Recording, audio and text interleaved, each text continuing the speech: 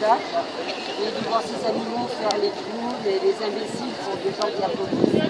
Bien sûr, c'est quelque chose qu'on ne peut pas accepter quand on défend la cause animale. Voilà. C'est quelle signature, s'il vous plaît, là? Alors, libérer les orques, c'est pour les bisounours. Nous, on sait très bien que si demain on prend les orques et on les relâche en mer, ils auront une espérance de vie qui sera très courte. Si on avait demandé à Nelson Mandela s'il aurait préféré vivre 2 ans en liberté ou 40 ans en prison, je pense que le choix aurait été assez difficile. Mais on n'en est pas là. Nous demandons que les parcs comprennent que ces animaux ont besoin d'être respectés dans leur intégrité et dans leur vie de base, donc d'être relâchés dans des criques aménagées, comme ça se fait déjà dans certains pays de Méditerranée. En Turquie, il y a des exemples, je crois dans certains pays de l'Est, ça a été tenté aussi, et surtout dans le bassin méditerranéen.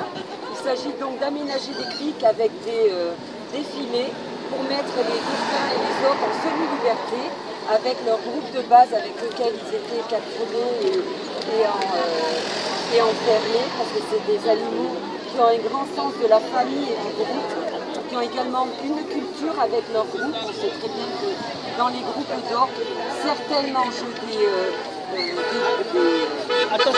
otaries de mer, d'autres que des poissons.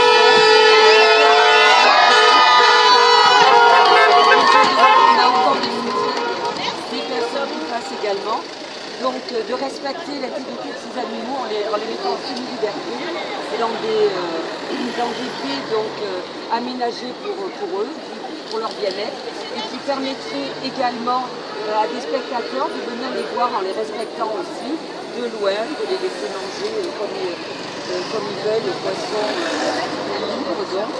Et là, vous voyez bien que la majorité de nos chasses, c'est plus pour aller à Marie-Longue que pour se rendre à la Manif. Bien sûr, il faut être réaliste, et évidemment qu'ils ont aussi leur vie. Donc dans un premier temps, on ne peut pas les relâcher.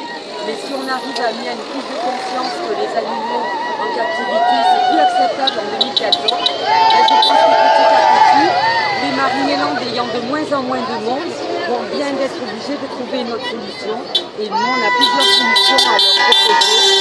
On a déjà SOS Grand Bleu qui pratique des visites en pleine mer où on peut observer les cétacés dans leur élément naturel et sans chlore dans l'eau du coup, sans besoin d'avoir des médicaments parce qu'ils sont déprimés dans les parcs. Mais c'est quoi le problème dans le parc? Ils ont quand même un grand bassin, le plus grand du monde. Alors, le problème, on peut parler des problèmes. Donc, comme ils sont en captivité, comme tout prisonnier qui se respecte, ils sont pas dans leur élément naturel.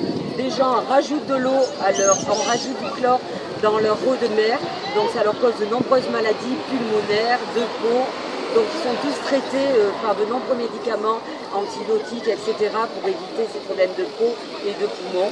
Leur durée de vie est très courte par rapport à leur vie en mer, donc il est évident qu'ils sont moins bien qu'en liberté. Et la captivité, c'est inacceptable pour des animaux, surtout de cette taille. C'est comme si nous, on nous met dans une baignoire, on a, je crois, une affiche en face qui est tout à fait significative. Voilà, c'est un dauphin dans une baignoire, donc ils sont habitués à nager 160 km, c'est le plus grand. Il sera toujours ridicule. En plus, il est privé de sa famille, il est privé de sa tribu. Quand ils arrivent à les faire reproduire 9 fois sur 10 de manière artificielle et imposée, ce sont des animaux qui sont tellement mal dans leur bassin, qui font des fausses couches répétées. On a ici Freya qui a perdu, qui est depuis 30 ans, et plus de 30 ans en captivité, qui a été... Exactement, oui, excusez-moi. Qui est le nom d'une orque, donc qui a été capturée en 82, je crois, et qui est donc là depuis 1982, qu'on a arraché à sa famille. Et ça, c'est totalement ignoble. Donc, il est dans son bassin. On a essayé de lui faire tenter d'avoir des bébés. Elle a fait 3 fausses couches parce que les animaux, c'est comme les personnes. Quand on est mal, on n'arrive pas à mener une grossesse à terme. Donc, elle a perdu ses 3 bébés. Elle a fait des dépressions. Ah, ma chérie! Ah, ma chérie! Ma petite fille! Mon soleil! Oh, c'est trop gentil d'être venue! Salut, chérie! C'est Emma, donc le soleil de la famille. Emma. Je ne m'attendais pas du tout à ce qu'elle vienne. Trop gentille. Voilà, donc on voit des animaux qui vivent dans ces conditions tous antidépresseurs, parce que comme on peut le voir pour certains, ils ont la la nageoire qui est pliée, donc c'est un signe de dépression la plupart du temps.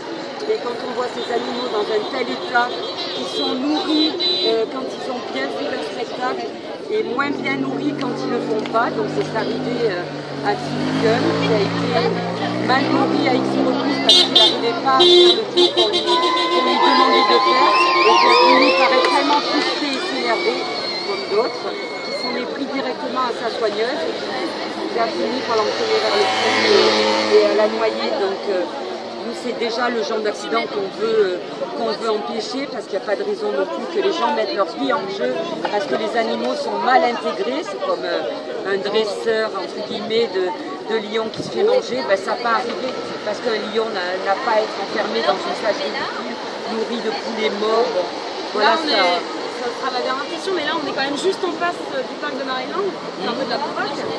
Non, c'est pas de la provoque, quand on fait des manifestations anti-corrida, on les fait autour des arènes pour essayer d'interpeller justement les personnes qui vont rentrer. C'est un défi alors? Je ne sais pas si on peut appeler ça défi ou plutôt information aux gens qui sont le mieux placés pour être informés, c'est-à-dire ceux qui vont y rentrer. Voilà. Merci. Merci à vous d'être venus.